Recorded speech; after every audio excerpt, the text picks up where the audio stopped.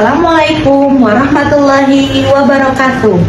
Kami dari kelompok 7 yang beranggotakan saya, Hima Humaira dengan NIM 859512578 bersama teman saya.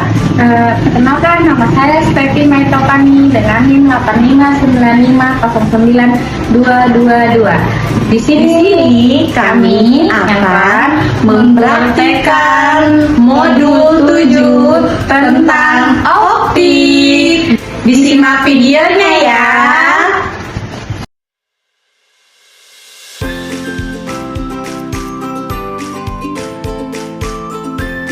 Praktikum pertama, percobaan pemantulan cahaya.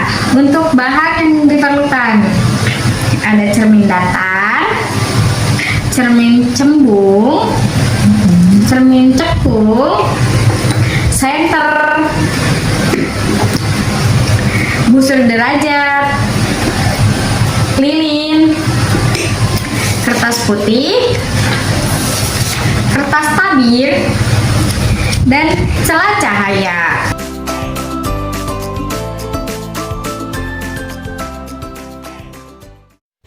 Pemantulan cahaya pada cermin datar menggunakan beberapa celah.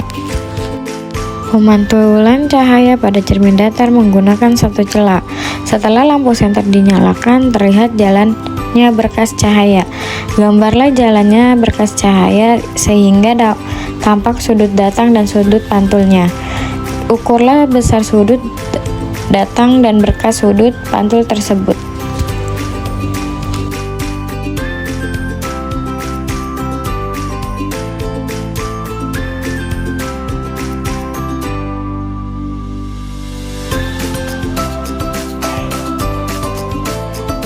Letakkan sebuah lilin di depan cermin datar dan diamati bayangannya. Selama benda itu digeser-geserkan di depan cermin datar, catatlah bagaimana sifat-sifat bayangan yang dibentuk oleh cermin datar tersebut. Pada video ini terlihat nampak sudut datang dan sudut pantulnya, serta bayangan yang terbentuk. Setelah itu catatlah bagaimana sifat-sifat bayangan yang dibentuk oleh cermin cembung. Pada percobaan selanjutnya, pemantulan cahaya pada cermin cekung. Berikut video jalannya berkas sinar sehingga tampak sudut datang dan sudut pantulnya, serta bayangan yang dibentuk oleh cermin cekung tersebut. Jika benda di cermin cekung terus-menerus digeser menjauhi cermin, maka pada jarak tertentu bayangan benda menghilang atau tidak tampak. Ukurlah jarak benda pada cermin cekung pada keadaan tersebut. Kesimpulan pemantulan cahaya pada cermin datar. Bayangan bersifat maya atau tidak nyata dan tidak bisa ditangkap layar. Bayangan tegak tidak terbalik. Bayangan sama besar dengan benda aslinya. Jarak bayangan dari cermin sama dengan jarak benda ke cermin.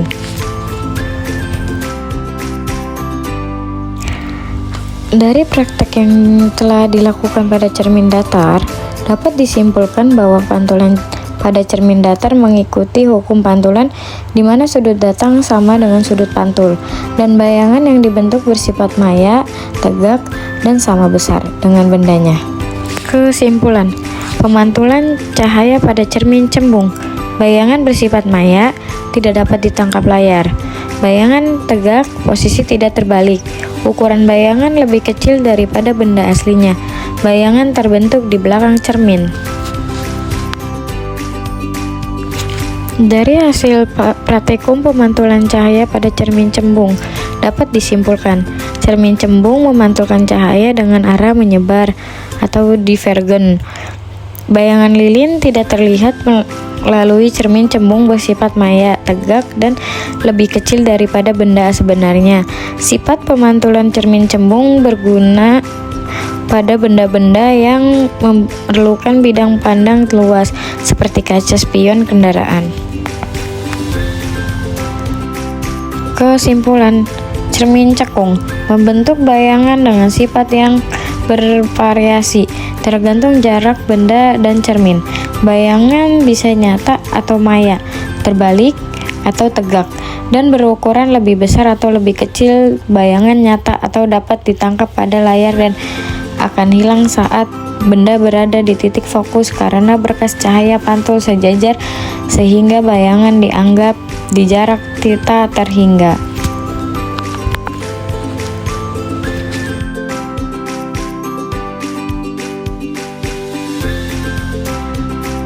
Pembiasan cahaya, alat dan bahan. Gelas yang berisi air putih, kertas putih, dan spidol. Pertama, kita gambar garis 2. Garis pertama, garis kedua. Kemudian letakkan gelas yang berisi air di depan. Kemudian kita taruh gambar di belakang air. Terlihat perubahannya? Jika sudah, kita cobakan geser ke kiri dan ke kanan.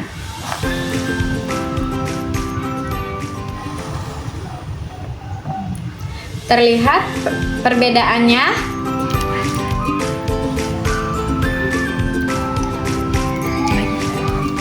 Sudah, berarti ada perbedaannya di antara sesudah dan sebelum ditaruh ke belakang gelas. Dilihat melalui gelas berisi air terjadi karena pembiasan cahaya atau refraksi. Ketika cahaya dari objek melewati batas antara udara, kaca, air, arah rambatnya berubah karena perbedaan indeks bias tiap medium. Gelas berisi air bertindak seperti lensa cembung yang membelokkan cahaya dan membuat bayangan benda tampak terbalik pada posisi tertentu. Lensa cembung memperbesar bayangan benda atau huruf dengan cara memusatkan sinar cahaya sehingga membentuk bayangan yang bersifat maya, tegak, dan diperbesar saat lensa diletakkan pada jarak lebih dekat dengan titik fokus lensa. Pada video ini, atur letak lilin dan lensa cembung agar diperoleh bayangan nyala lilin paling tajam pada tabir. Ukur jarak benda dan jarak bayangan, dan catat sifat-sifat bayangan yang dibentuk lensa cembung tersebut.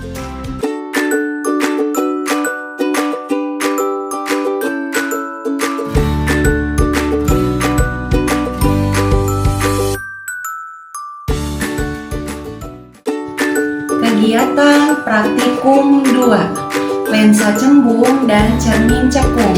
Alat dan bahan: lensa cembung,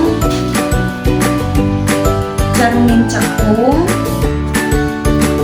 sumber cahaya atau lilin, layar atau kertas tabir. Pada video ini, nyalakan sumber cahaya, kemudian aturlah posisi benda dan lensa agar pada layar terbentuk bayangan yang paling tajam. Lalu, ukurlah jarak benda dan jarak bayangan. Ulangi percobaan beberapa kali dengan kedudukan benda yang berbeda.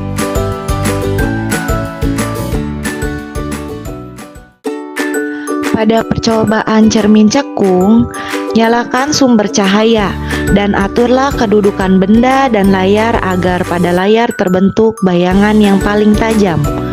Ukurlah jarak benda dan jarak bayangan. Kemudian, ulangi percobaan beberapa kali dengan kedudukan benda yang berbeda. Kesimpulan: berdasarkan hasil pengamatan dalam praktikum lensa cembung dan cermin cekung, maka dapat disimpulkan bahwa jarak fokus lensa cembung dan cermin cekung menunjukkan semakin jauh jarak benda, maka semakin besar jarak fokus atau titik apinya.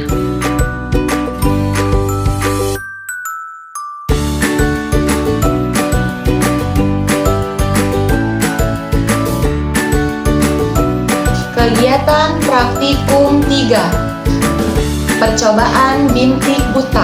Alat dan bahan yang diperlukan: gambar A, gambar B, tabel pengamatan, dan penggaris atau meteran. Percobaan bintik buta 1 dan bintik buta 2. Pada percobaan bintik buta 1, tutup mata kiri dengan jari-jari tangan. Lalu, dengan jarak lebih kurang 60 cm dari mata Anda, pusatkan pandangan mata kanan Anda pada tanda positif. Selanjutnya, secara perlahan-lahan dekatkan gambar tersebut ke bagian muka Anda. Dengan pandangan mata kanan Anda tetap terfokus pada tanda positif tersebut. Pada jarak berapa dari mata Anda, tanda bundaran hitam pada gambar tersebut tidak tampak. Lalu, catat hasil pengamatan Anda pada lembar pengamatan. Pada percobaan bintik buta 2, tutup mata kiri dengan jari tangan dan dengan mata kanan pandanglah tanda positif secara tajam. Jarak gambar mulai dengan 60 cm dari mata. Secara perlahan-lahan, dekatkanlah gambar tersebut ke arah wajah Anda, sementara pandangan Anda tetap tertuju pada tanda positif. Pada jarak berapa dari mata, garis pendek tampak menghilang dari pandangan Anda. Lanjutkan gerakan tersebut.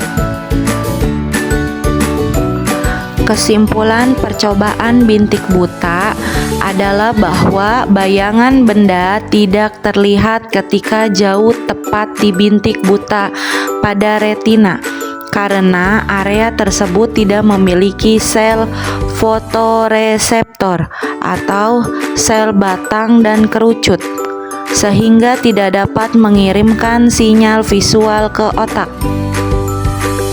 Percobaan menunjukkan bahwa setiap individu memiliki jarak yang berbeda untuk bintik buta, karena dipengaruhi oleh fokus dan kemampuan masing-masing mata, serta menunjukkan adanya area transisi antara area yang dapat melihat dan tidak dapat melihat di tepi bintik buta.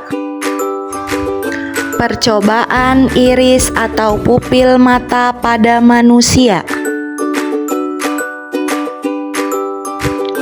Pada percobaan iris pupil mata pada manusia, saat di tempat redup, pupil mata melebar untuk memungkinkan lebih banyak cahaya masuk demi visibilitas yang lebih baik. Sebaliknya, saat terkena cahaya terang, pupil akan mengecil untuk membatasi jumlah cahaya yang masuk ke dalam mata dan melindungi retina.